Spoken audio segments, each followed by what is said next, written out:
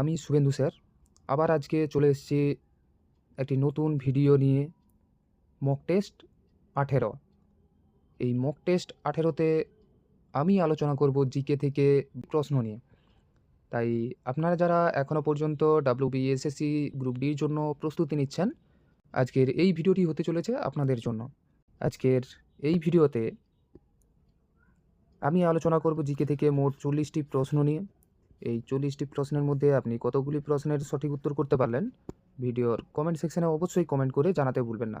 আর আপনারা যারা এখনও পর্যন্ত আমাদের আগের ভিডিওগুলি দেখেননি, এই ভিডিওর আই বাটনে ক্লিক করে চাইলে সেখান থেকে আপনারা আগের ভিডিওগুলি দেখে নিতে পারেন। তাহলে আর দেরি না করে শুরু করা যাক আজকের এই ভিডিও। আপনাদের জন্য আমাদের আগের ভিডিওতে একটি হোমওয়ার্ক প্রশ্ন দেওয়া ছিল, সেটি হলো রাষ্ট্রপতির নির্বাচনকে কেন্দ্র করে কোনো বিরোধ দেখা দিলে তার নিষ্পত্তি কে করে। রাষ্ট্রপতির নির্বাচনকে কেন্দ্র করে কোনো বিরোধ দেখা দিলে তার নিষ্পত্তি কে করেন। অনেকেই এই প্রশ্নের সঠিক উত্তরটি ভিডিওর কমেন্ট সেকশনে কমেন্ট করে জানিয়েছেন। আর যারা এই প্রশ্নের সঠিক উত্তরটি জানেননি তাদেরকে বলছি এই প্রশ্নের সঠিক উত্তরটি দেখে নিন। এই প্রশ্নের সঠিক উত্তরটি হবে অপশান গ, ভারতের সুপ্রিম কোর্ট। সংবিধানের 71 নম্বর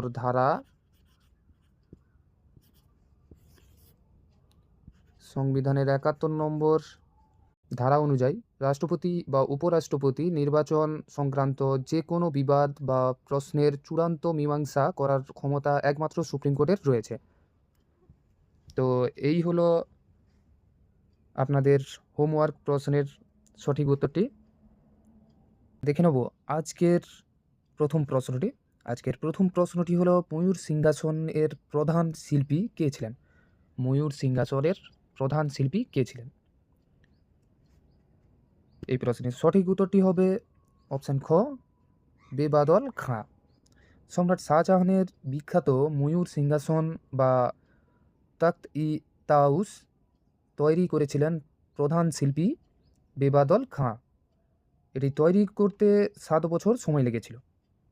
দেখে নেব দ্বিতীয় প্রশ্নটি। আজকের দ্বিতীয় প্রশ্নটি হলো শেষ হিন্দু রাজা যিনি হিন্দু স্বরাজ স্থাপনে আংশিক সাফল্য লাভ করেছিলেন। শেষ হিন্দু রাজা যিনি হিন্দু স্বরাজ স্থাপনে আংশিক সাফল্য লাভ করেছিলেন। এই প্রশ্নের সঠিক উত্তরটি হবে অপশান খ, ছত্রপতি শিবাজী মহারাজ। শিবাজী মহারাজ মুঘল ও বিজাপুরের শাসনের বিরুদ্ধে লড়াই করে একটি স্বাধীন মারাঠা সাম্রাজ্য প্রতিষ্ঠা করেন এবং হিন্দভি স্বরাজ্য বা হিন্দু স্বরাজ স্থাপনের স্বপ্ন দেখেছিলেন। আজকের 3 নম্বর প্রশ্নটি হলো সত্যশোধক সমাজ কে প্রতিষ্ঠা করেন। সত্যশোধক সমাজ কে প্রতিষ্ঠা করেন। এই প্রশ্নের সঠিক উত্তরটি হবে অপশান খ, জ্যোতিরাও ফুলে। 1873 সালে মহারাষ্ট্রে পিছিয়ে পড়া এবং দলিত শ্রেণীর মানুষের অধিকার রক্ষার জন্য জ্যোতিরাও ফুলে সত্যশোধক সমাজ প্রতিষ্ঠা করেন। আজকের 4 নম্বর প্রশ্ন হলো ভূমধ্যসাগর এবং লোহিত সাগরকে যুক্ত করেছে কোন খাল। ভূমধ্যসাগর এবং লোহিত সাগরকে যুক্ত করেছে কোন খাল। এই প্রশ্নের সঠিক উত্তরটি হবে অপশান খ, সুয়েজ খাল। সুয়েজ খাল হলো মিশরে অবস্থিত একটি কৃত্রিম সমুদ্রপথ যা ভূমধ্যসাগরকে লোহিত সাগরের সাথে যুক্ত করে। এশিয়া ও ইউরোপের মধ্যে বাণিজ্যের পথ প্রশস্ত করেছে। দেখে নেব পরের প্রশ্নটি। আজকের 5 নম্বর প্রশ্নটি হলো বাজার দর নিয়ন্ত্রণ ব্যবস্থা কে চালু করেন। বাজার দর নিয়ন্ত্রণ ব্যবস্থা কে চালু করেন। এই প্রশ্নের সঠিক উত্তরটি হবে অপশান গ, আলাউদ্দিন খিলজি। সুলতান আলাউদ্দিন খিলজি তার বিশাল সেনাবাহিনীর ভরণ পোষণের সুবিধার্থে এবং মুদ্রাস্ফীতি নিয়ন্ত্রণে কঠোর বাজার দর নিয়ন্ত্রণ নীতি প্রবর্তন করেছিলেন। দেখে নেব পরের প্রশ্নটি। আজকের 6 নম্বর প্রশ্নটি হলো প্রথম কারা ভারতের সঙ্গে বাণিজ্য সম্পর্ক স্থাপন করে। প্রথম কারা ভারতের সঙ্গে বাণিজ্য সম্পর্ক স্থাপন করে। এই প্রশ্নের সঠিক উত্তরটি হবে অপশান গ, পর্তুগিজ। 1498 সালে ভাস্কো দা গামা ভারতের কালিকট বন্দরে পৌঁছানোর পর পর্তুগিজরাই প্রথম ইউরোপীয় শক্তি হিসেবে ভারতের সাথে বাণিজ্যের সম্পর্ক শুরু করে। দেখে নেব পরের প্রশ্নটি। আজকে 7 নম্বর প্রশ্নটি হলো কেন্দ্রশাসিত অঞ্চল লাক্ষাদ্বীপের আঞ্চলিক ভাষা কি? কেন্দ্রশাসিত অঞ্চল লাক্ষাদ্বীপের আঞ্চলিক ভাষা কি?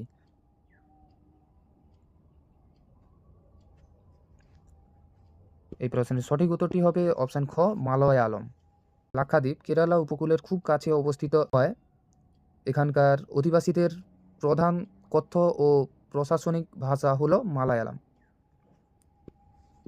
আজকের 8 নম্বর প্রশ্নটি হলো পুরীর জগন্নাথ মন্দির নির্মাণ কার্য শুরু করেছিলেন কোন রাজা? পুরীর জগন্নাথ মন্দিরের নির্মাণ কার্য শুরু করেছিলেন কোন রাজা? এই প্রশ্নের সঠিক উত্তরটি হবে অপশান খ, অনন্ত বর্মন চোড়গঙ্গ দেব। দ্বাদশ শতাব্দীতে উড়িষ্যার গঙ্গ বংশের রাজা অনন্ত বর্মন চোড়গঙ্গ দেব পুরীর বিখ্যাত জগন্নাথ মন্দিরের নির্মাণ কাজ শুরু করেন। আজকের 9 নম্বর প্রশ্নটি হলো পশ্চিমবঙ্গের সর্বোচ্চ শৃঙ্গ কোনটি? পশ্চিমবঙ্গের সর্বোচ্চ শৃঙ্গ কোনটি? এই প্রশ্নের সঠিক উত্তরটি হবে অপশান খ, সান্দাকফু। সান্দাকফু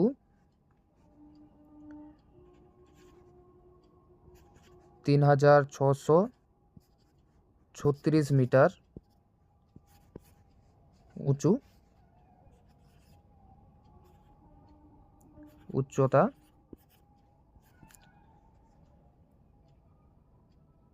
যা পশ্চিমবঙ্গের সর্বোচ্চ শৃঙ্গ, যা দার্জিলিং জেলায় নেপাল সীমান্তে অবস্থিত। আজকের 10 নম্বর প্রশ্নটি হলো কোন সুলতান নিজেকে দ্বিতীয় আলেকজান্ডার হিসেবে বর্ণনা করেছিলেন? কোন সুলতান নিজেকে দ্বিতীয় আলেকজান্ডার হিসেবে বর্ণনা করেছিলেন? এই প্রশ্নের সঠিক উত্তরটি হবে অপশান খ, আলাউদ্দিন খিলজি। আলাউদ্দিন খিলজি তার মুদ্রায় নিজেকে সিকান্দার ই সানি বা দ্বিতীয় আলেকজান্ডার হিসেবে অভিহিত করতেন, কারণ তিনি বিশ্বজয়ের আকাঙ্ক্ষা রাখতেন। দেখে নেব পরের প্রশ্নটি। আজকের 11 নম্বর প্রশ্নটি হলো ভারতে আলু সংক্রান্ত গবেষণাগার কোথায় অবস্থিত? ভারতে আলু সংক্রান্ত গবেষণাগার কোথায় অবস্থিত? এই প্রশ্নের সঠিক উত্তরটি হবে অপশান গ, সিমলা। হিমাচল প্রদেশের সিমলায় অবস্থিত সেন্ট্রাল পটেটো রিসার্চ ইনস্টিটিউট, যাকে CPRI বলা হয়, অর্থাৎ সেন্ট্রাল পটেটো রিসার্চ ইনস্টিটিউট ভারতের আলু চাষ ও উন্নয়ন সংক্রান্ত প্রধান গবেষণাগার। দেখে নেব পরের প্রশ্নটি। আজকের 12 নম্বর প্রশ্নটি হলো কোন রাজা দিল্লি আক্রমণ করে কোহিনূর হীরা লুণ্ঠন করেন? কোন রাজা দিল্লি আক্রমণ করে কোহিনূর হীরা লুণ্ঠন করেন? এই প্রশ্নের সঠিক উত্তরটি হবে অপশান খ, নাদির শাহ। 1739 সালে পারস্যের শাসক নাদির শাহ ভারত আক্রমণ করেন এবং মুঘল সম্রাটকে পরাজিত করে ময়ূর সিংহাসন ও কোহিনূর হীরা লুণ্ঠন করে নিয়ে যান। আজকে 13 নম্বর প্রশ্নটি হলো ব্রোঞ্জ নির্মিত নটরাজের মূর্তি কোন শিল্পের নিদর্শন? ব্রোঞ্জ নির্মিত নটরাজের মূর্তি কোন শিল্পের নিদর্শন? এই প্রশ্নের সঠিক উত্তরটি হবে অপশান ক, চোল শিল্প। দক্ষিণ ভারতের চোল রাজবংশের শাসন আমলে ব্রোঞ্জ শিল্পের চরম উৎকর্ষ ঘটেছিল, যার শ্রেষ্ঠ নিদর্শন হল নৃত্যরত শিব বা নটরাজ মূর্তি। আজকের 14 নম্বর প্রশ্নটি হলো কোন শাসক পাগলা রাজা নামে খ্যাত? কোন শাসক পাগলা রাজা নামে খ্যাত? এই প্রশ্নের সঠিক উত্তরটি হবে অপশান খ, মোহাম্মদ বিন তুগলক। তার কিছু খামখেয়ালি অথচ দূরদর্শী পরিকল্পনার সঠিক বাস্তবায়ন না হওয়ায় এবং নিষ্ঠুর সাজার জন্য ঐতিহাসিকরা তাকে পাগলা রাজা বলে অভিহিত করেন। দেখে নেব পরের প্রশ্নটি। আজকের 15 নম্বর প্রশ্নটি হলো পৃথিবীর বৃহত্তম স্বর্ণ উৎপাদনকারী দেশ হলো কোনটি? পৃথিবীর বৃহত্তম স্বর্ণ উৎপাদনকারী দেশ হলো কোনটি? এই প্রশ্নের সঠিক উত্তরটি হবে অপশান খ, চীন। বর্তমান পরিসংখ্যান অনুযায়ী চীন বিশ্বের 1 নম্বর সোনা উৎপাদনকারী দেশ। আজকে 16 নম্বর প্রশ্ন হলো, আলিপুর বোমা মামলায় প্রধান অভিযুক্ত ছিলেন কে? আলিপুর বোমা মামলায় প্রধান অভিযুক্ত ছিলেন কে?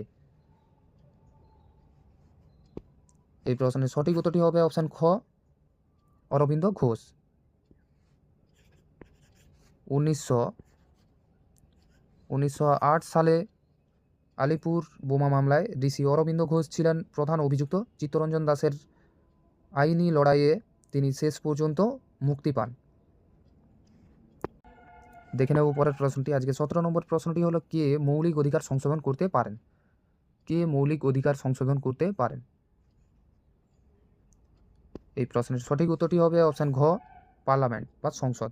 ভারতীয় সংবিধানের 368 নম্বর ধারা অনুযায়ী সংসদ মৌলিক অধিকার সংশোধন করতে পারে, তবে তা যেন সংবিধানের মৌলিক কাঠামোর বিরোধী না হয়।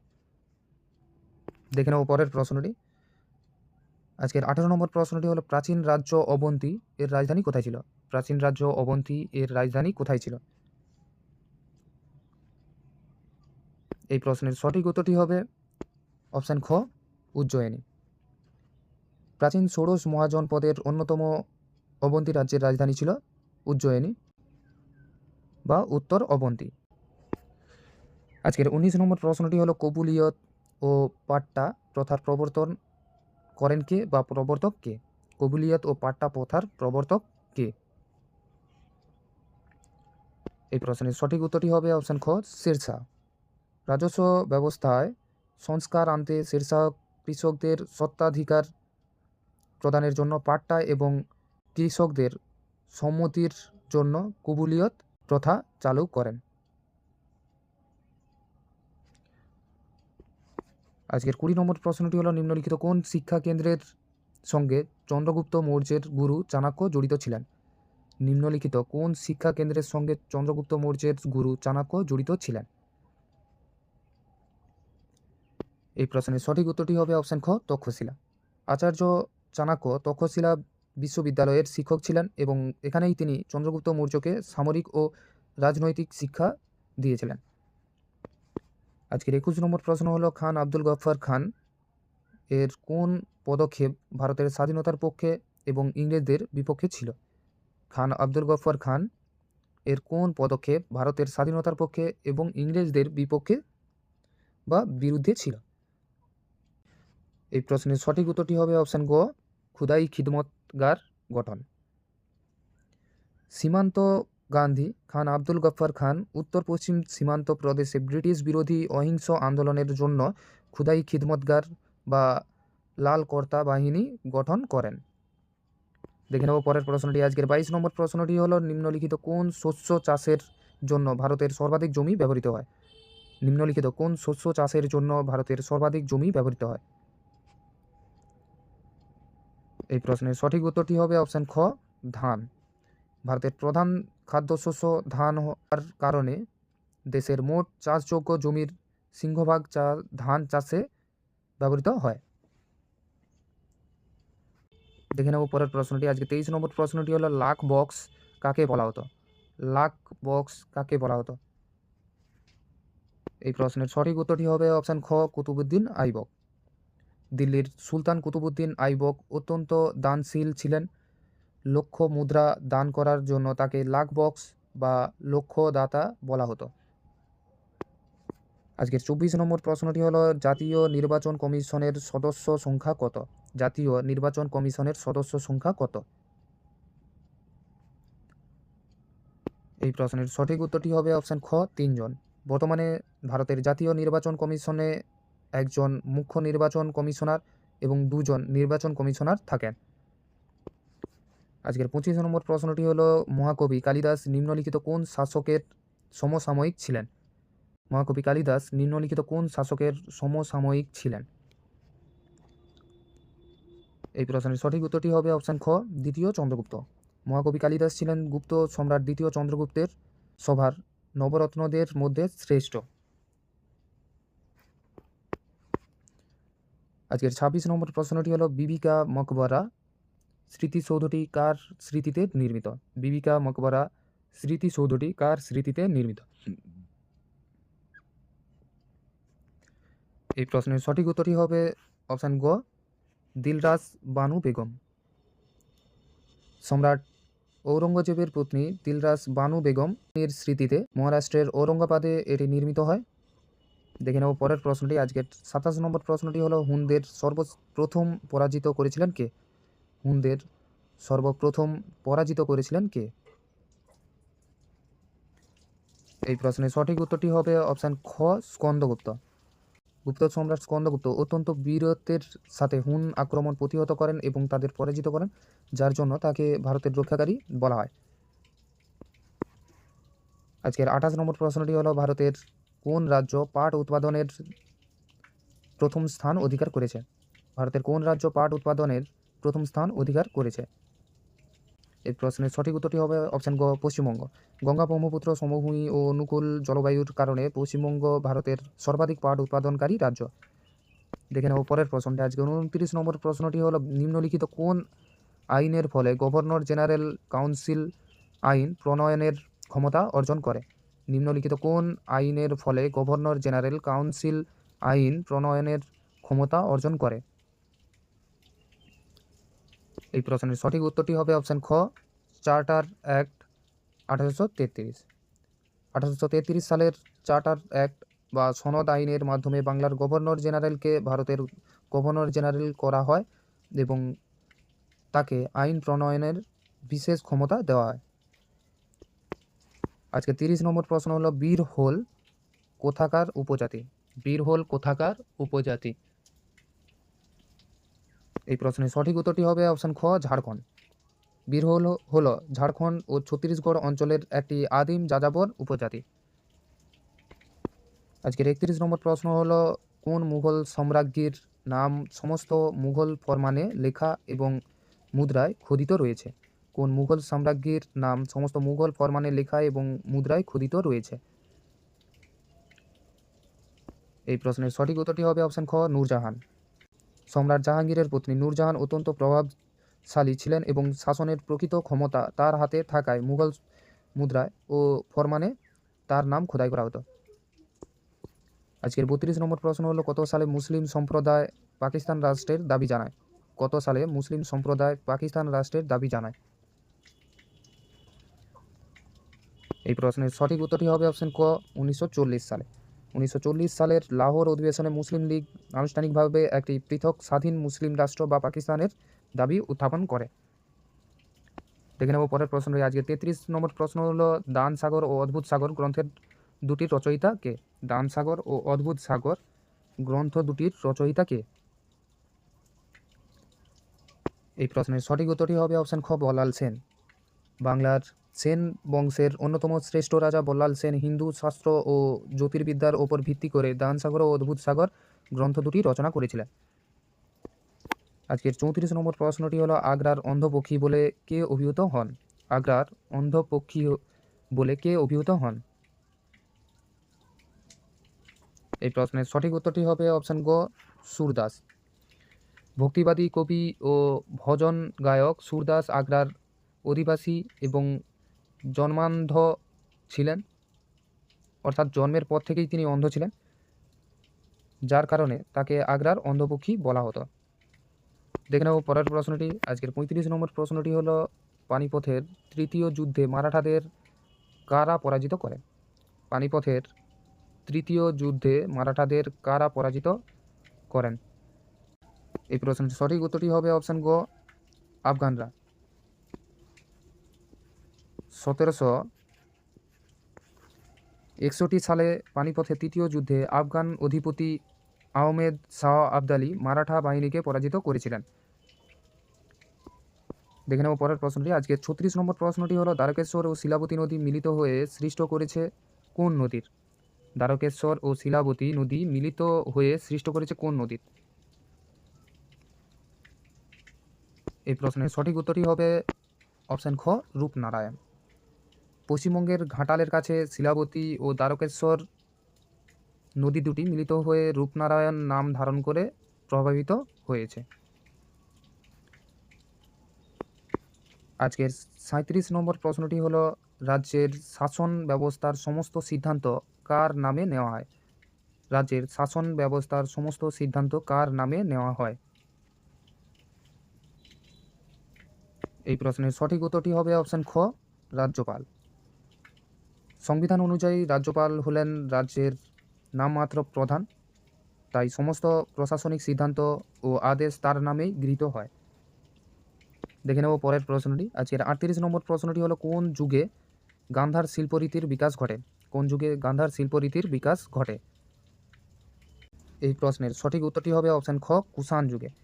সম্রাট কনিষ্কের রাজত্বকালে গ্রিক ও ভারতীয় শিল্পরীতির সংমিশ্রণে উত্তর পশ্চিম ভারতে গান্ধার শিল্পরীতি গড়ে ওঠে। দেখে নেব পরের প্রশ্নটি। বায়ুর সঞ্চয়ের ফলে সৃষ্ট সমভূমিকে কি বলে? বায়ুর সঞ্চয়ের ফলে সৃষ্ট সমভূমিকে কি বলে? এই প্রশ্নের সঠিক উত্তরটি হবে অপশান খ, লোয়েস সমভূমি। মরু অঞ্চল থেকে বায়ুবাহিত সূক্ষ্ম বালুকণা বা ধূলিকণা দূরবর্তী স্থানে সঞ্চিত হয়ে যে সমভূমি তৈরি করে তাকে লোয়েস বলে, যেমন চীনের হুয়াংহো নদী অববাহিকা। দেখে নেব পরের প্রশ্নটি। আজকের 40 নম্বর ও শেষ প্রশ্নটি হলো, পঞ্চায়েত স্তরে কে রাজ্য সরকারের প্রতিনিধিত্ব করেন? পঞ্চায়েত স্তরে কে রাজ্য সরকারের প্রতিনিধিত্ব করেন? এই প্রশ্নের সঠিক উত্তরটি হবে অপশান গ, গ্রাম সেবক বা পঞ্চায়েত সচিব। পঞ্চায়েত স্তরে সরকারি কাজ পরিচালনা এবং সরকারি প্রতিনিধি হিসেবে পঞ্চায়েত সচিব বা গ্রাম সেবক দায়িত্ব পালন করেন। তাহলে এই হলো আমাদের আজকের মোট 40টি প্রশ্ন। এই 40টি প্রশ্নের মধ্যে আপনি কতগুলি প্রশ্নের সঠিক উত্তর করতে পারেন ভিডিওর কমেন্ট সেকশনে অবশ্যই কমেন্ট করে জানাতে ভুলবেন না। আর আজকে আপনাদের জন্য হোমওয়ার্ক প্রশ্নটি হলো, নিম্নলিখিত রাজ্যগুলির মধ্যে কোথায় পঞ্চায়েতি রাজ ব্যবস্থা চালু হয়নি? নিম্নলিখিত রাজ্যগুলির মধ্যে কোথায় পঞ্চায়েতি রাজ ব্যবস্থা চালু হয়নি? আপনাদেরকে করতে হবে এই প্রশ্নের সঠিক উত্তরটি ভিডিওর কমেন্ট সেকশনে কমেন্ট করে জানাতে হবে। তো আবার দেখা হবে আবার একটি নতুন ভিডিওতে। ততক্ষণের জন্য ভালো থাকুন, পড়তে থাকুন।